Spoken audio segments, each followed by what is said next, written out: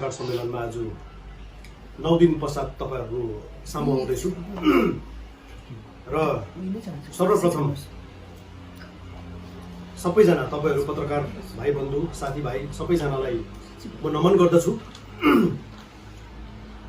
र जतिजनाले पनि तपाईहरुको माध्यमबाट आजको पत्रकार सम्मेलन हेरिरहनु भएको छ यहाँहरु पनि सबैजनालाई म दुई हात जोडेर अभिवादन टक्राउन चाहन्छु। तपाईले जस्तो प्रकारले तपाईको यो छोरा भाइ साथी दाजुलाई जस्तो प्रकारले तपाईहरुले अपरम्पार प्रेम सहयोग सुझावहरु दिइरहनु भएको छ यो सबै सहयोगहरुलाई म दुई हातले स्वीकार गर्दै यो जुन चाहिँ एउटा लडाई छ यो अगाडि बढाउने नै भन्ने म तपाईहरुको अगाडि बाचा गर्नु चाहन्छु। अनि भोलि 15 अगस्त भएको हुनाले गर्दाखेरि जतिजनाले पनि यो भिडियो हेर्नु हुँदैछ म नवीन किरणको तर्फबाट तपाईहरुलाई स्वतन्त्रता दिवसको उपलक्ष्यमा अग्रिम शुभकामना अनि बधाई टक्राउन चाहन्छु र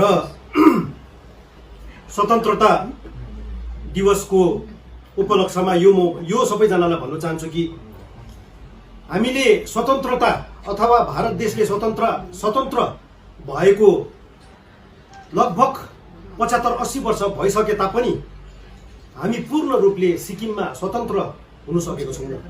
भन्नुको मतलब चाहिँ आफ्नो हक अधिकार कानुन सम्बन्धित विषय लिएर त्यहाँदेखिको लिएर संविधान विषय लिएर हामी पूर्ण रूपले स्वतन्त्र हुन सकेको छैनौं।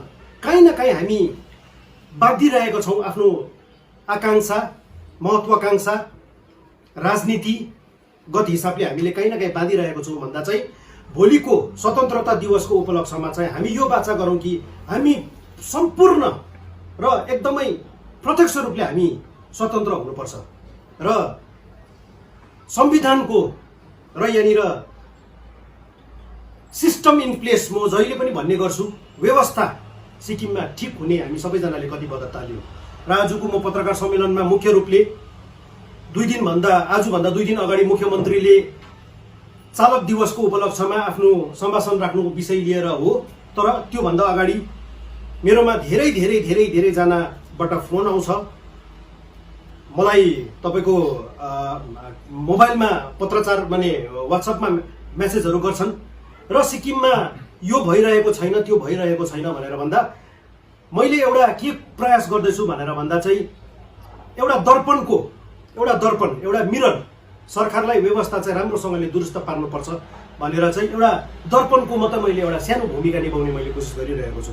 र आजको सुरु गर्नुपर्दा सबसे पहिला सर्वप्रथम गेजिङमा एकजना बालिकाको जुन चाहिँ हत्याकाण्ड भएको थियो त्यो हत्याकाण्ड प्रति र त्यो जो मारियो बालिका उहाँको परिवार प्रति म संवेदना प्रकट गर्दछु। यो एउटा निर्मम हत्या भएको छ र पश्चिम सिक्किमलाई पनि सिक्किम पुलिसलाई पनि म धेरै बधाई टक्राउन चाहन्छु कि आरोपीलाई चाँडैभन्दा चाँडै पक्राउ गरेर न्यायालयको अगाडि पेश गर्यो अरे भनेर मैले सुन्दैछु र यो पश्चिम सिक्किम पुलिसबाट पनि यो एउटा सराहनीय काम भएको छ। तर हाम्रो समाजमा केवल पुलिसले पक्राउ गरेर मात्रै चाहिँ अब हामी सन्तुष्ट बस्ने हुन्छौं। यसमा म के भन्न चाहन्छु भनेर भन्दा चाहिँ यो किसिमको हत्या गर्ने हाम्रो समाजले कदापि यो किसिमको काण्डहरू कदापि सहनु हुँदैन।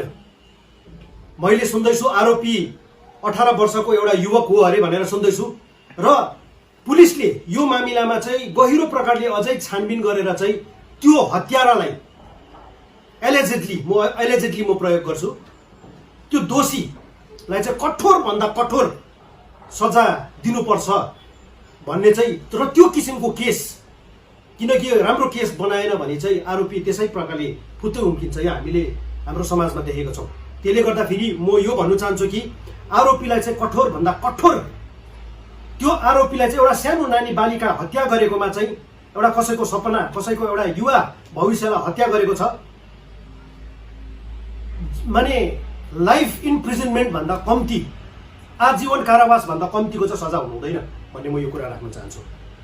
अर्को कुरा आउँदैछ तपाईको सिक्किम स्टुडेन्ट यहाँनिर सिक्किम स्टेट युनिभर्सिटी अर्थात् सिक्किम युनिभर्सिटीको सन्दर्भमा यो जुन चाहिँ कुरा भइरहेको छ यो धेरै समयकाल अगाडिदेखिको यो चर्चा अथवा यो विषय हल भएको छैन। सिक्किम युनिभर्सिटीको सन्दर्भमा पहिला सरकारदेखि नै हामीले माग गर्दै गरेको हौँ र अहिले वर्तमान सरकारले पनि विपक्षमा हुँदाखेरि यो माग गर्दै आएको हो र आजको दिनमा चाहिँ उहाँ सरकारमा हुँदाखेरि चाहिँ यो कुराहरू भुल्नु हुँदैन भन्ने म यहाँनिर जानकारी दिलाउन चाहन्छु। सिक्किम युनिभर्सिटीको इन्फ्रास्ट्रक्चर चाँडैभन्दा चाँडै बनियोस्, हाम्रा नानीहरूले र हाम्रो भविष्यहरूले राम्रोसँगले पढ्नु पाउन् र जुन चाहिँ सिक्किम स्टेट युनिभर्सिटीको स्थापना भएको छ त्यो केवल नामको लागि मात्रै नहोस्, यो चाहिँ यथार्थ रूपमा युनिभर्सिटी बनियोस्, इन्फ्रास्ट्रक्चर होस्, त्यहाँनिर विषयहरू पढाइयोस् र यो कुरालाई चाहिँ वर्तमान सरकारले चाहिँ चाँडैभन्दा चाँडै चाहिँ हल गर्नुपर्छ भन्ने म निवेदन टक्राउन चाहन्छु। थप तेस्रो विषय, यहाँनिर विषयहरू धेरै छ र कर पनि लाग्छ यो विषयहरू, किन भन्दाखेरि यो विषयहरू अहिले जुन चाहिँ समस्या उत्पन्न भइरहेको छ यो पहाड जतिको भइरहेको छ।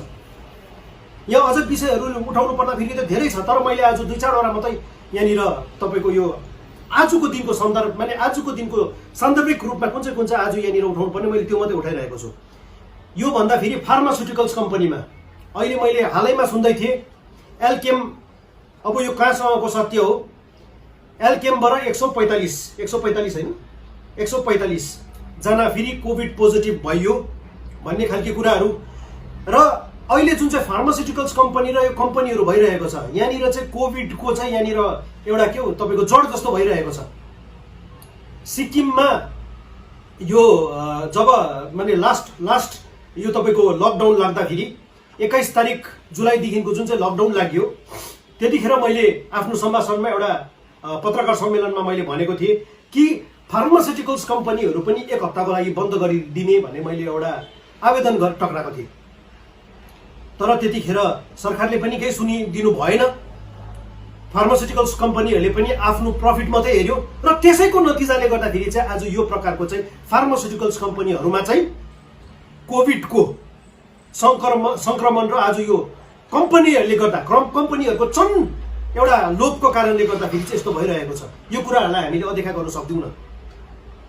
अर्कोतिर के गरिँदैछ अरे भनेर भन्दाखेरि गरिब जो चाहिँ अब तपाईँको त्यहाँनिर श्रमिकहरू छन् उहाँहरूको चाहिँ स्यालेरी काटिँदैछ। कोभिड फैलाउनुमा के श्रमिकहरूको गल्ती थियो, गल्ती छ भन्ने प्रश्न उठ्छ र त्यसले गर्दाखेरि चाहिँ जुन चाहिँ स्यालेरी काटिँदैछ यो कुरालाई चाहिँ सरकारले चाहिँ राम्रो प्रकारले हेरेर यो स्यालेरी काटिनु हुँदैन भन्ने म यो भन्न चाहन्छु। किनकि पहिला हप्ता 10 दिन बन्द गरेको भए आज यो स्थिति हुने थिएन।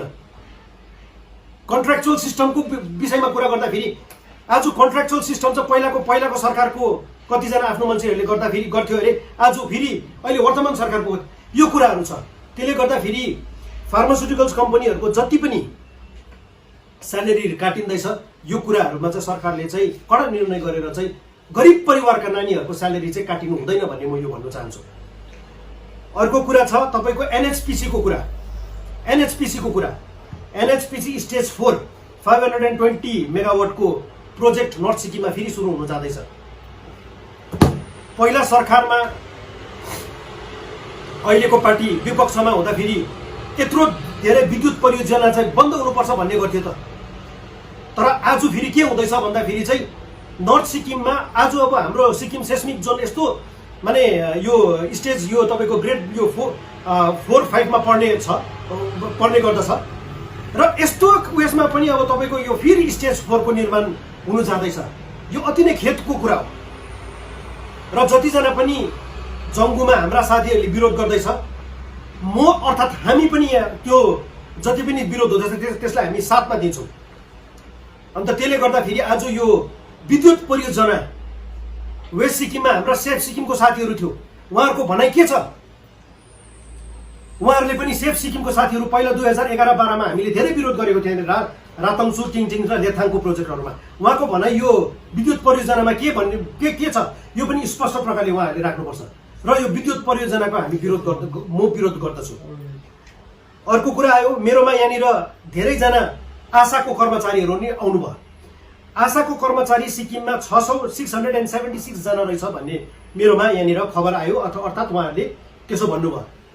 उहाँहरूको ट्रेनिङ 2007 सालदेखिको भएको थियो भनेर भन्दाखेरि चाहिँ 2011 सालदेखिको चाहिँ उहाँहरूलाई निमित्त 3000 प्रति महिना प्रति मास उहाँहरूलाई चाहिँ वेतन दिँदै थियो रहेछ।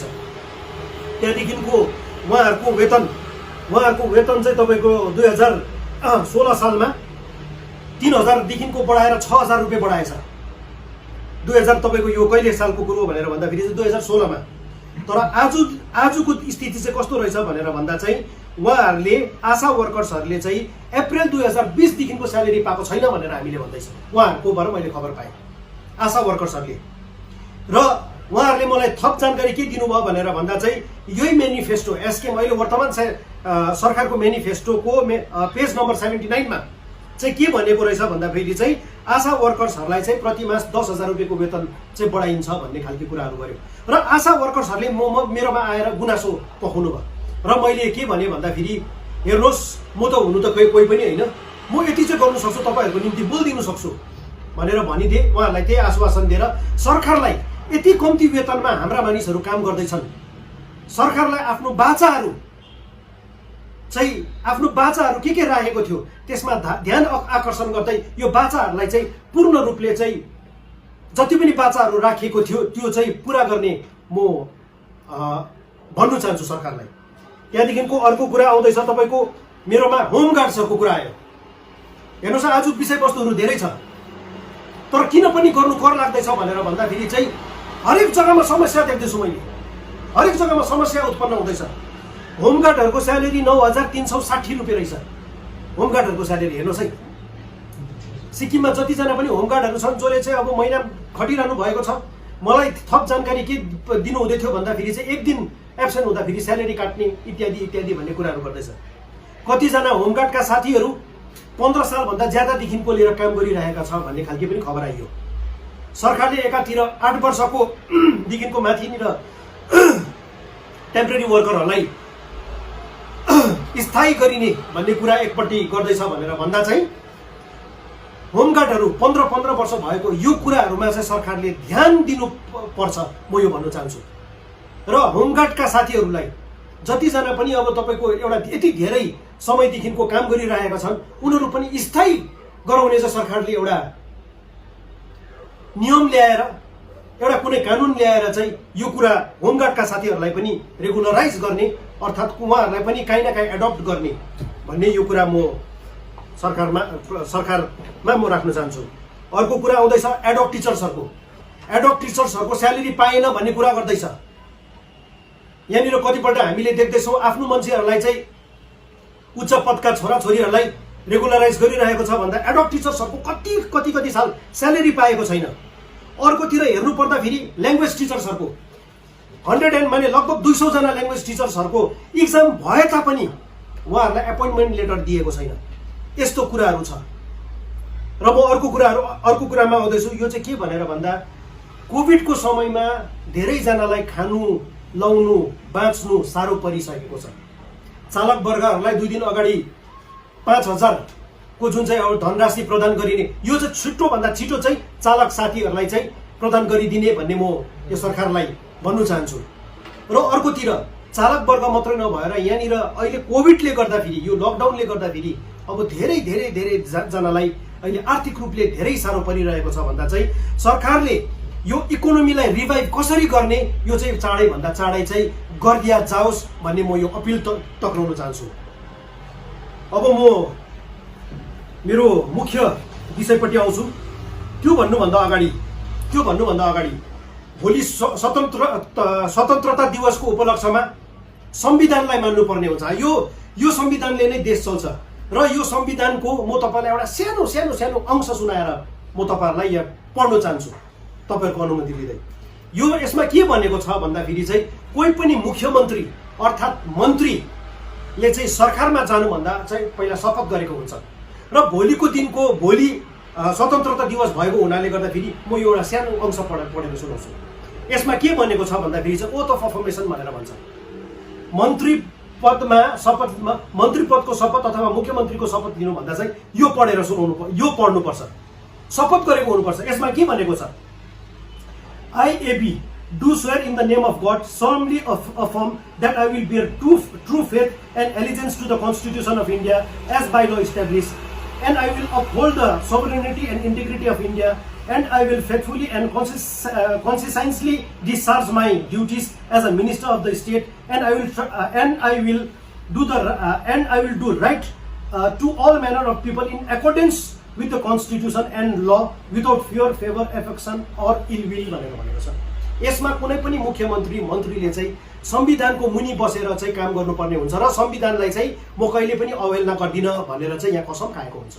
हाम्रो सिक्किममा मुख्यमन्त्री लगायत 11 जना अन्य मन्त्री हुनुहुन्छ।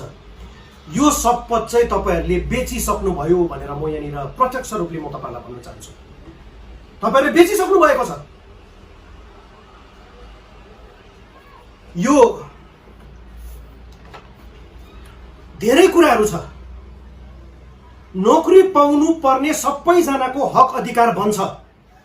भारतको अनुच्छेद 16 ले कुनै पनि सरकारी नोकरीमा सबैजनाले मौका पाउनु पर्छ भन्ने खालके चाहिँ यहाँनिर उल्लेखित छ। सुप्रिम कोर्टले पनि यसलाई मान्य गरेको छ। तर आज हामीलाई के भन्छ, उम्ल्याउँदै के भन्छ भन्दाखेरि चाहिँ तिमीहरूले पहिला चाहिँ के गरिस्, पहिलाको सरकारमा हुँदा के गरिस्। मैले बारम्बार भन्दैछु पहिलाको सरकारमा पनि हामीले यो आवाज उठाएको थियौं। तर त्यो प्रश्न चाहिँ के हो भन्दाखेरि चाहिँ त्यो प्रश्न गर्नु चाहिँ के हो भन्दाखेरि चाहिँ पहिलाको पालीमा यस्तै व्यवस्था छ भने अहिले पनि त्यही चल्नु दिनु। पहिला खाइरहेको थियो भनेपछि हामीलाई पनि खानु दियो भन्नु चाहेको हो तपाईहरुले। आज जुन चाहिँ सबैजनालाई चाहिँ सरकारी नोकरीमा चाहिँ भाइ भतिजावादको व्यवस्थालाई खतम गर्नुपर्छ भन्ने भनाइ त केवल एउटा नवीन किरणको मात्रै होइन नि त। यो त हरेक सिक्किमलाई भलो चाहने अथवा हाम्रो प्रतिस्पर्धा हुनुपर्छ समाजमा भन्नु चाहनेहरुको हरेकको यो एउटा मानसिकतामा बसेको एउटा मन्थन हो नि त।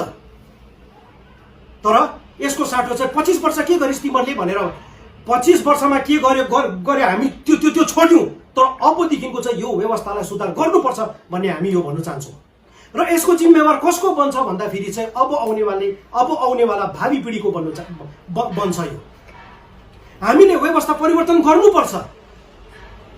यहाँनिर मैले मेरो आरटीआई को जवाबमा लगभग मैले यहाँनिर 1600 को चाहिँ यहाँनिर चाहिँ एक वर्षमा मे देखिको लिएर मे 2020 देखिको लिएर चाहिँ जुन 2020 सम्ममा चाहिँ लगभग 1600 चाहिँ एपोइन्टमेन्ट गरिएको छ भन्ने म यहाँनिर भन्न चाहन्छु।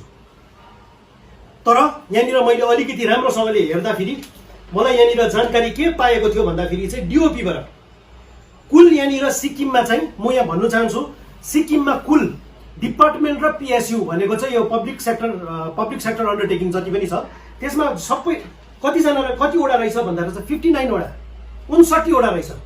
59 वटा मध्येमा चाहिँ मैले केवल 52 वटा मात्रै पाएको छु। 52 वटा डिपार्टमेन्टको मात्रै पाएको छु। भन्नुको मतलब चाहिँ 52 वटा डिपार्टमेन्ट र पीएसयू को अझै पनि 7 वटाको पाउनु बाँकी छ भन्दाखेरि चाहिँ यसमा चाहिँ 1600 बाट चाहिँ अझै थप धेरै जनाको अझै नाम आउनेवाला भन्ने चाहिँ हामी के भन्छ हामी आकांक्षा गर्छौं। अझै नाम आउनु पर्ने छ र मलाई बडा दुःख लागेको छ। 2 दिन अगाडि मुख्यमन्त्रीले आफ्नो सम्भाषणमा हुनु त कसैको नाम नलिएर कसैले केस गर्नु जाँदैछ त्यो केसले गर्दाखेरि चाहिँ धेरै जनाको नोकरी खतरामा पर्दैछ भन्ने चाहिँ किसिमको झुटो किसिमको र कुनै एउटा समाजलाई डर देखाउने किसिमको एउटा सम्भाषण प्रकट गर्नुभयो मुख्यमन्त्रीले। मलाई त लाग्दै थियो मुख्यमन्त्रीले रहरले अथवा करले चाहिँ यो जुन चाहिँ भाइ भतिजावाद प्रथालाई अब उहाँले पनि अब माने करले गरिरहनु भएको जस्तो मलाई लाग्दै थियो। तर 2 दिन अगाडिको उहाँको सम्भाषणले चाहिँ स्पष्ट भयो कि यो जतिवटा पनि तपाईको नियुक्ति भएको छ त्यसमा प्रत्यक्ष रूपले उहाँ मुख्यमन्त्रीको हात छ भन्ने स्पष्ट भएको छ। आजभन्दा धेरै साल अगाडि म तपाईहरुलाई स्मरण गराउन चाहन्छु अनुच्छेद 16 को विरोधमा ओम प्रकाश चौटाला र उहाँको छोराहरूले जब उहाँ मुख्यमन्त्री हुँदाखेरि गैर कानुनी नियुक्तिमा चाहिँ टिचर्स रिक्रुटमेन्ट स्क्याम भनेर हामीले सुनेको हैन। टिचर्स रिक्रुटमेन्ट स्क्याम यो जुन चाहिँ 1600 अर्थात् अन्य जति पनि एपोइन्टमेन्ट भएको छ कि यो पनि स्क्याम होइन भन्ने म यो प्रश्न तेर्साउन चाहन्छु। बडो दुःख लागेको छ। मुख्यमन्त्रीले पनि ओएफओजेलाई डर देखाएर आफूले गरेको आफ्नो सरकारले गलत गरेको कार्यलाई चाहिँ अगाडि बढाउने। र मैले आजभन्दा 9 दिन अगाडि मैले जे बोलेको थिएँ अथवा बोलेको छु त्यही चिजलाई म आज फेरि पनि दोहोऱ्याउन चाहन्छु। यो चाहिँ के भन्दाखेरि चाहिँ ओएफओजे का भाइ बहिनीहरू कहीँनिर डराउनु पर्दैन। त्यो एउटा गभर्नमेन्टको वेलफेयर स्किम हो। ओएफओजे को सन्दर्भमा के भइहालेको खण्डमा म प्रत्यक्ष रूपले उहाँको वकालती गर्नु, म मात्र होइन, मेरो अझ पनि के भन्छ सिनियर एडभोकेट साथीहरू छ, हामी सबैजनाले उहाँहरूको वकालती गर्नु लागि निशुल्क एकदम हामी उहाँहरूको लागि वकालती गरेर कोर्टमा उभिनु लागि तयार छौँ। ओएफओजे को सन्दर्भमा हामीले के भनेको छौँ भन्दाखेरि यो एउटा गभर्नमेन्ट वेलफेयर स्किम थियो। 1 फ्यामिली 1 जब, हरेक परिवारमा एउटा परिवारमा चाहिँ 2टा 3टा जब भएको छ भने त्यसको छानबिन गरेर सरकारले कारबाही गर्नु सक्छ। र 5 तारिक अगस्त 2020 दिनदेखिको 100 दिन दिएको थिए भन्दाखेरि चाहिँ सरकारले चाहिँ ओएफओजे अर्थात् अन्य कर्मचारीहरूलाई डर देखाउनुको साटो चाहिँ जुन चाहिँ हामीले कुरा राखेको थियौँ 100 दिन भित्रमा चाहिँ उहाँहरूको चाहिँ स्थायी हुनुपर्छ नोकरी, यो कुरामा चाहिँ सरकारले ध्यान दिनुपर्छ। यहाँनिर केवल ओएफओजे को मात्रै कुरा आउँदैन। म अलिकति सरकारमा हुने साथीहरूलाई यो भन्न चाहन्छु कि आफ्नो म्यानिफेस्टोलाई बेला बेला टटोल्ने गर्नुहोस्। यो म्यानिफेस्टो मलाई त लाग्दछ कि हिजो आज यो म्यानिफेस्टो देखाउँदाखेरि पनि उहाँहरूलाई न्यू खोजेको जस्तो लाग्दो होला, तर हामीले तपाईँहरूलाई न्यू खोजेको हुन। हामीले के गर्दैछौँ, मैले के गर्दैछु भनेर भन्दाखेरि चाहिँ यति मात्रै कोसिस गरेको हो कि बाचाहरू चाहिँ त्यो भन्छ नि हाम्रो नेपाली भाषामा कसैलाई लान्छु नभन्नु अरे गरिबलाई दिन्छु नभन्नु अरे भन्ने एउटा उखान छ। त्यो कुरालाई चाहिँ स्मरण गर्दै बाचाहरूलाई चाहिँ एउटा गरिब मानिसहरूलाई चाहिँ दिन्छु, हामी दिन्छौँ भनेको बाचाहरूलाई चाहिँ पुरा गर्ने म उहाँहरूलाई भन्नु चाहन्छु। अब कुरा आउँछ म अन्तिम क्षणमा र यो आजको पत्रकार सम्मेलनको अन्तिम कुराहरूमा यो भन्नु चाहन्छु कि 100 दिन पश्चात जे मैले बाचा गरेको छु म पूर्ण रूपले त्यो गर्छु भनेर म सबैजनालाई म कटिबद्धता लिएर म सबैजनालाई कुरा भन्नु चाहन्छु। तर कुरा के आउँछ भन्दाखेरि चाहिँ यो कुरा आज जति पनि हामीले कुरा गर्दैछौँ यो केवल एउटा नवीन किरणको मात्रै कुरा होइन। सरकारले आज एकजना नवीन किरणको मात्रै आवाज दबाएर केही हुनेवाला पनि छैन। यो कुरा कसको हो भनेर भन्दाखेरि चाहिँ जसले चाहिँ गरिब नानीहरू खटी आफ्नो तपाईँको पेट आमा बाउले पेट काटी चाहिँ एउटा पढाएको हुन्छ र भोलिको दिनमा मेरो छोराछोरीहरूले के नोकरी पाउँछन् भनेर त्यो आशा गरेको हुन्छ। भाइ भतिजावादले त्यो अवसर खाइदिएको छ। यो जुन चाहिँ मैले आज यो मेरो जुन चाहिँ आवाज छ यो हरेक सिक्किमेको भलो चाहनेको प्रतिस्पर्धा हुनुपर्छ, सबैजनाले सरकारी नोकरीमा चाहिँ बराबरको अवसर पाउनुपर्छ भन्ने मानसिकता सबैजनाको यो आवाज हो।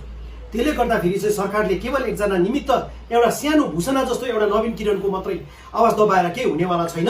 यो कुरा अगाडि बढेर नै जान्छ।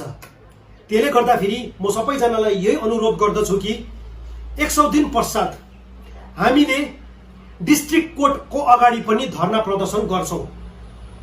100 दिन पश्चात ओएफओजे को र आफ्नो जति ओएफओजे को मात्र होइन होम गार्ड्सको आउँछ, अरू जति पनि विभिन्न मुद्दाहरू छ। हरेक जनाले यो 1600 को मैले भनेको छु यो 1600 को पनि सबैजनालाई खारिज गरेर चाहिँ यसमा ट्रान्सपेरेन्ट परको इन्टरभ्यू हुनुपर्छ भनेर भन्दैछु। यदि कहीँनिर चाहिँ जग्गा थियो भनेर भन्दा चाहिँ इन्टरभ्यू गर न त बाबा भन्ने हाम्रो यो हो भने। त्यसले गर्दाखेरि चाहिँ यदि सरकारले यो कुरामा चाहिँ ध्यान दिएन भने चाहिँ हो यहाँनिर 1600 को मुद्दा लिएर हाइकोर्टमा एकदम गइन्छ र अर्को हाइकोर्टमा मात्रै नभएर चाहिँ यो चाहिँ एउटा कस्तो सामाजिक स्तरमा पनि हामी सबैजना चाहिँ काँधमा काँध मिलाएर चाहिँ यो कुरालाई चाहिँ भाइ भतिजावादको व्यवस्थालाई चाहिँ हामीले बन्द गर्नुपर्छ। नभए चाहिँ हामीले आजको दिनमा यो गरिउन भने चाहिँ भोलिको दिनमा जस्तै भाषण ठोक्ने मान्छे कि अर्को सरकार आयो भने पनि यो भाइ भतिजावाद अगाडि नै बढेर जान्छ। त्यसले गर्दाखेरि चाहिँ यो 100 दिन पश्चात चाहिँ हामी सबैजनाले चाहिँ धरना प्रदर्शन गर्नुपर्छ। यो धरना प्रदर्शन मात्र होइन बेरोजगार या महाअधिवेशन हुन्छ त्यहाँनिर। र म सबैजनालाई यही अपिल गर्दछु कि यो 100 दिनको सरकारलाई हामीले मौका दिउँ, समय दिउँ, अवसर दिउँ। सरकारले केही गरेन भने चाहिँ हामी सबैजना चाहिँ गएर चाहिँ डिस्ट्रिक्ट कोर्टको अगाडि गएर चाहिँ धरना, भूख हडताल र एउटा बेरोजगार अधिवेशन र युवा अधिवेशनको हामीले सबैजना त्यहाँनिर डिस्ट्रिक्ट कोर्टको अगाडि त्यहाँनिर फलाकेर चाहिँ सरकारलाई नियम कानुनमा चाहिँ काम गर्नुपर्छ भनेर हामीले सरकारलाई घोडा टेकाउनै पर्छ। यति भन्दै आजको दिनमा यति नै कुरा राख्न चाहन्छु र आखिरमा यो अझै एकपल्ट म यो भन्न चाहन्छु कि तपाईँहरू जतिजनाले पनि जस्तो प्रकारले समर्थन सहयोग सुझावहरू दिनुहुँदैछ त्यसको लागि म धेरै धेरै धेरै आभार प्रकट गर्दछु र हामी सबैजना मिलेर मुद्दाहरू त अझै पनि धेरै थियो तर अब यो आजको दिनमा सबै मुद्दा राखिनु सक्दैन। आउनेवाला दिनमा म अझै एउटा अब अरू मुद्दाहरू पनि राख्नेवाला छु र यो जति पनि अब हाम्रो यो लडाइँ छ सबैजना साथ मिलेर लडौँ। यति भन्दै धेरै धेरै धन्यवाद।